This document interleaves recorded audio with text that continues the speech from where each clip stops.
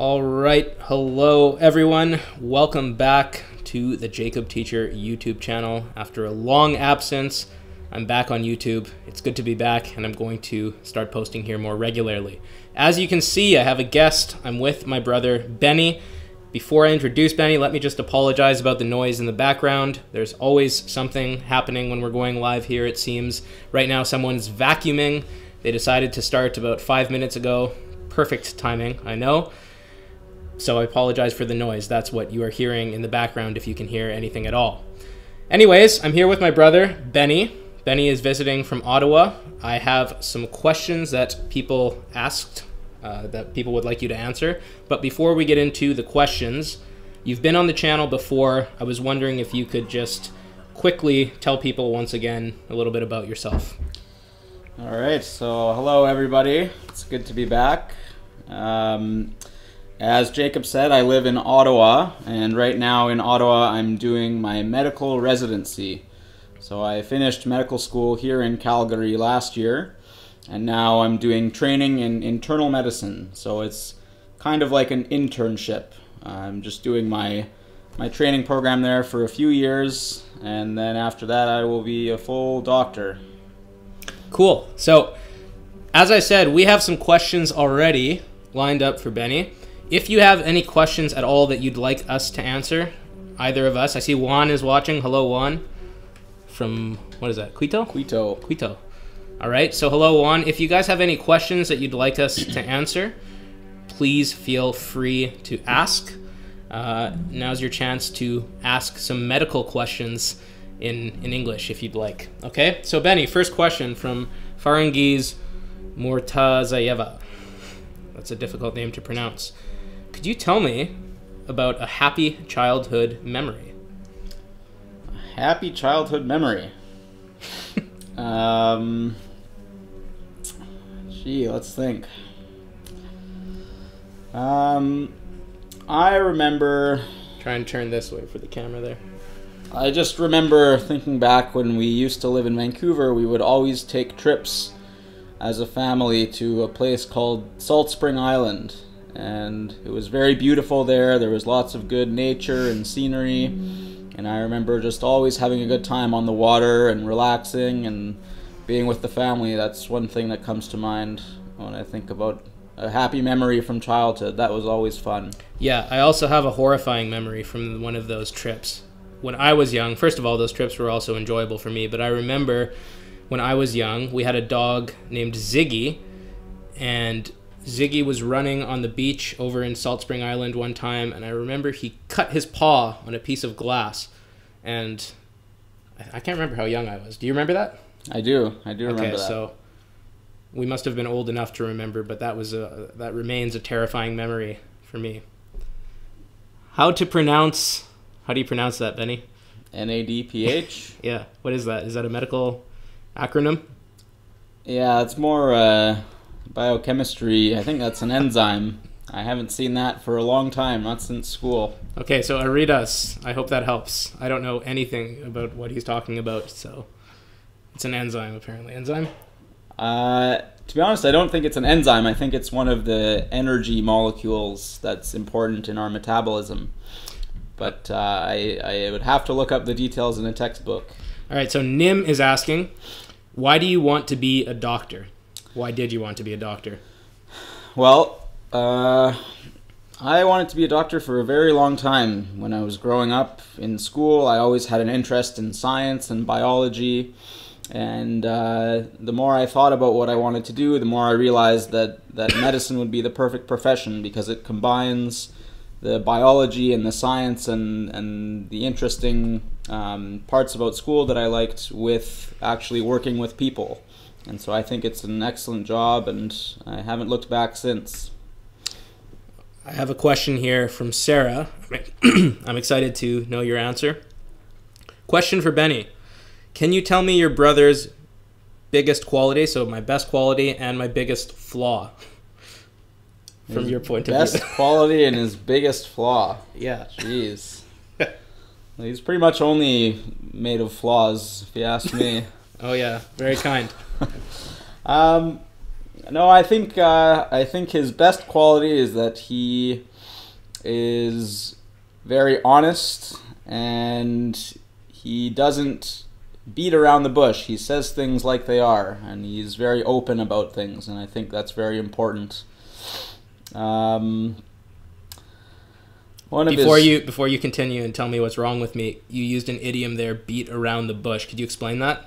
Yes, when you beat around the bush, it means that you're taking a very long time to say what you actually want to say, or you're avoiding saying what you actually want to say, and so you use a lot of jargon or use a lot of words that don't actually convey what you want to be saying. And usually you do that, a lot of the time you're doing that in order to avoid hurting someone's feelings. That's right, yeah. Okay, so what's wrong with me? Let's see. It's a big list I have to dig through here. Well, I would say, and I'll speak maybe more about something that I've noticed right now, or in the last little while, sometimes you can be a little bit negative. Oh, yeah? Yeah. Okay. And you can really bring people down and make them sad if you're sad, just by talking about how sad you are. Well, thanks but for that. That's pretty rare. Yeah, I think I try not to be. I think probably that you guys get it the worst because if I am sad or if I'm not feeling well, usually I speak with people who I'm closest with about it, and maybe that is perhaps, you guys, so you get the worst of it, perhaps. Maybe. Everyone's allowed to be sad once in a while, though, so it's really not the biggest flaw. Right. Well, thank you for that, Benny. I'll work on that. What is your medical specialty, asks Helen.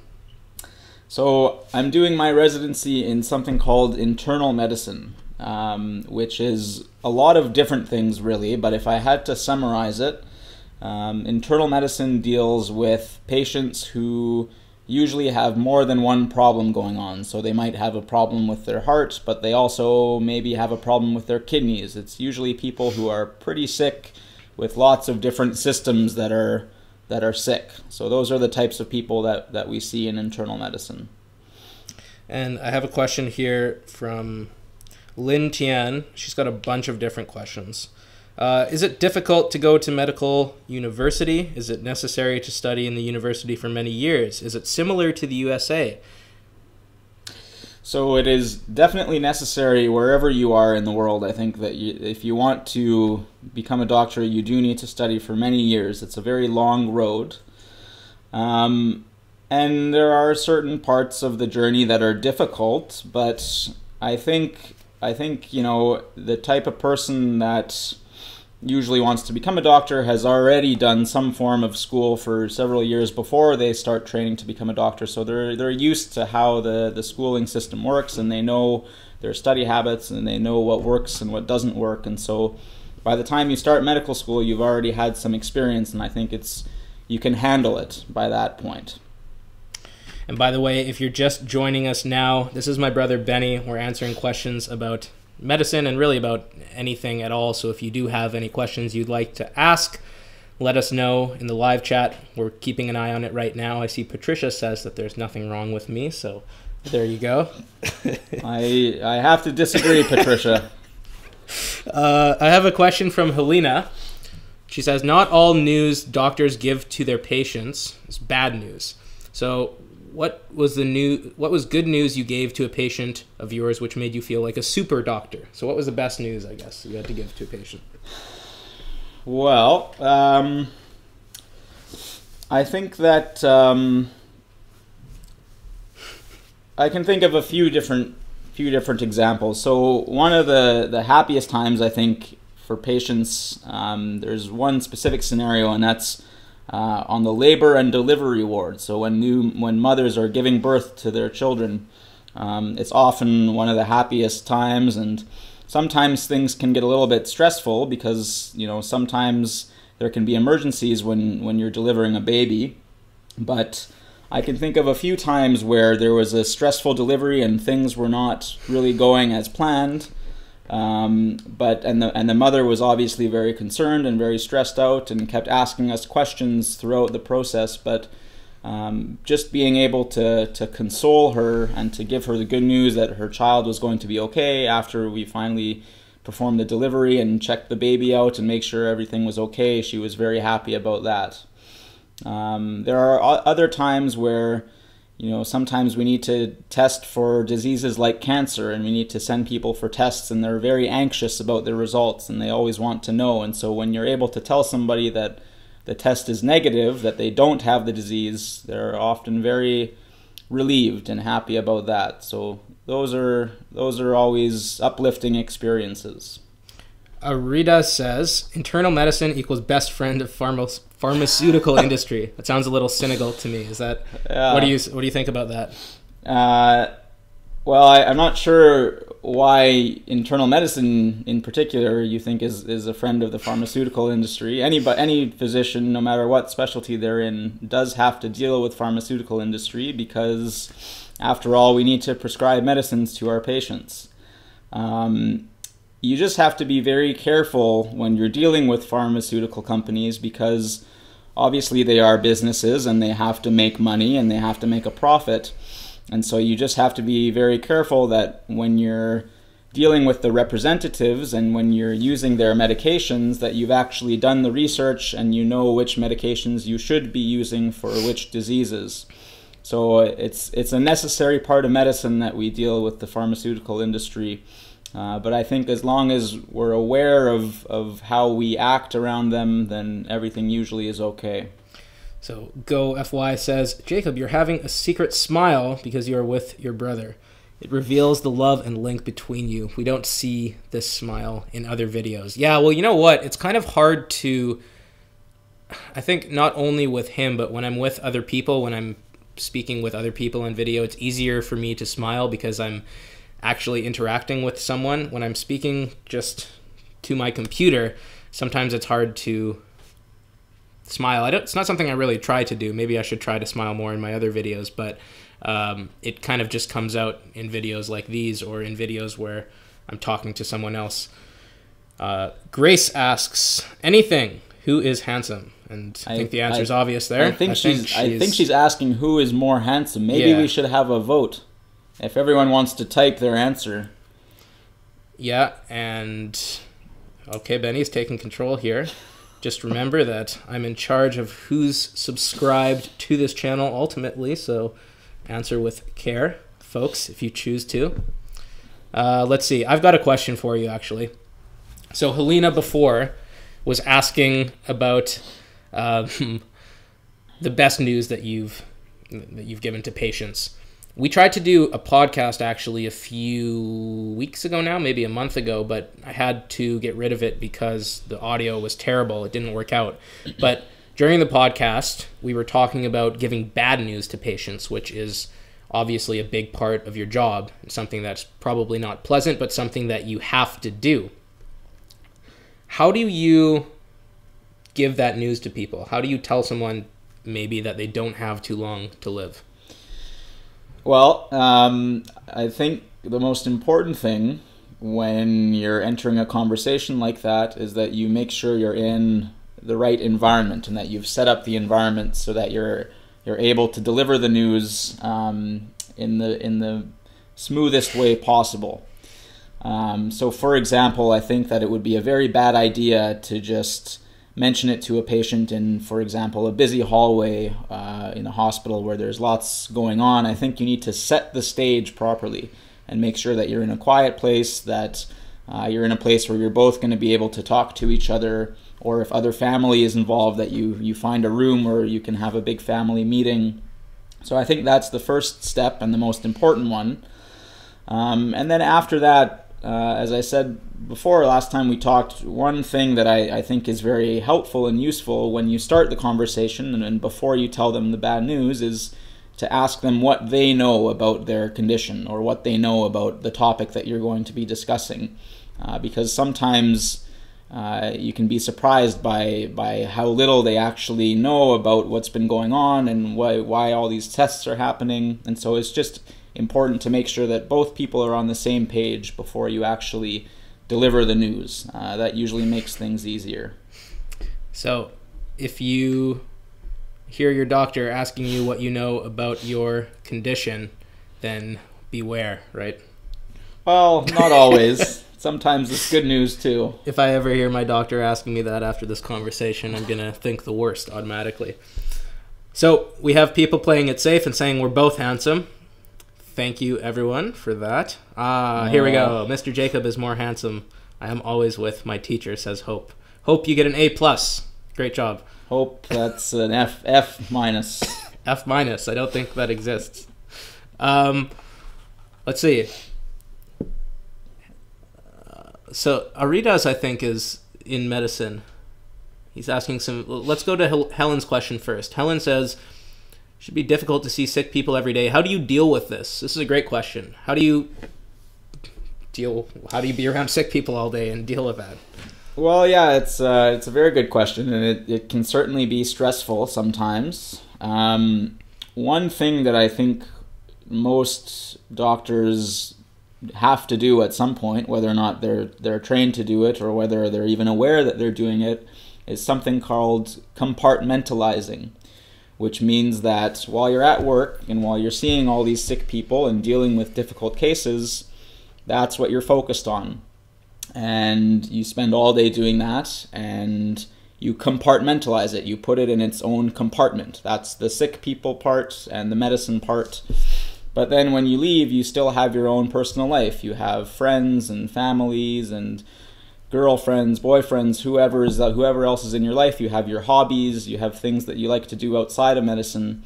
And that's in its own separate compartment. So I think that the best way to deal with the stress, and it is stressful sometimes, but is to not let it creep into other areas of your life and to keep things separate. Yeah, good advice in general, I think, not just for medicine. So Arida says, is hierarchy harsh for residents? Compare international med and surgery. In Europe, internship might be a nightmare, sometimes surgery. Yeah, that's actually a very good point. So right now, I'm a first-year resident, and my residency is 5 years. So there's still a lot of hierarchy, as you say, and there's a lot of seniority. Some people are higher up on the chain than I am, and so they have more responsibility and more authority over me. And of course, that changes each year you go through the program. Last year, I was even lower down on the totem pole because I was still a medical student.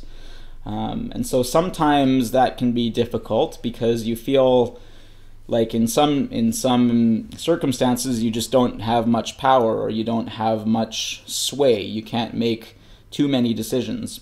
But at the same time, in other circumstances, it might just be you. So for example, sometimes you're on call overnight and you're the person who has to make decisions for a lot of these patients by yourself. You can always ask for help, though, if you need it. That's the very nice thing about the hierarchy. So it can be bad sometimes, but it can be very helpful sometimes, because if you need help, you can always ask the person above you for some support and some assistance, and usually they're very good about giving it. Surgery specifically, I think you mentioned, can be a bit of a nightmare.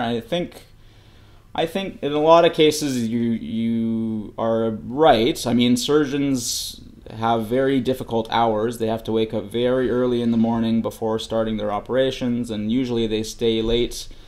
They always have to be ready for emergency surgeries, and so their hours can be very long and difficult. That's about all I can say for surgery because I'm not in the surgery residency, but I'm sure they're all truly happy with their choices too. Most people are aware of that when they choose surgery, so they know what they're in for. All right, let's wrap this up soon. Let's go to Patricia here, who says that she's a mental health nurse in France. You spent time in psychiatry, right, as just part of your normal rotation? Mm-hmm. What were some of the biggest challenges when you were doing that?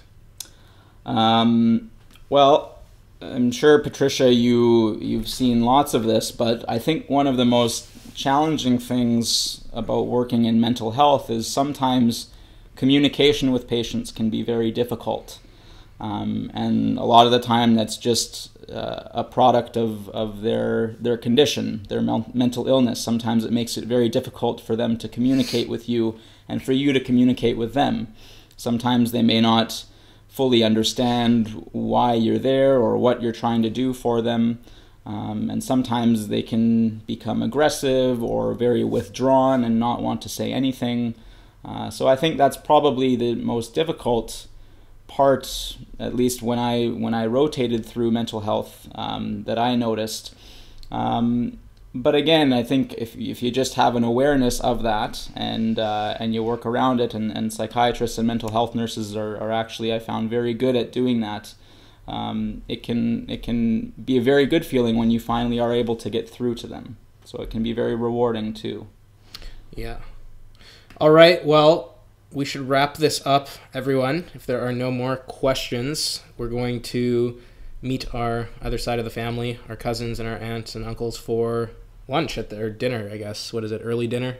Mm-hmm. At the casino. They have a nice buffet there, and that's where we're going to go now. So, thank you, Benny.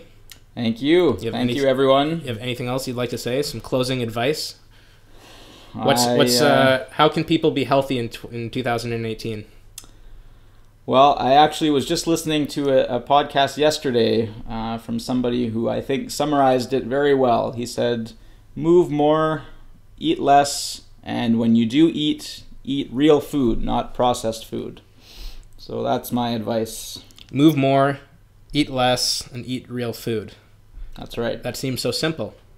Yeah, it's a good place to start. Yeah. All right. Well, it's good to be back on YouTube, everyone. I do actually like live streaming on here better than I do on Facebook. I don't know. There's something about YouTube that's just nice. So I'll be back here again. Thank you so much, and Happy New Year, everyone. See you in the new year. Bye-bye.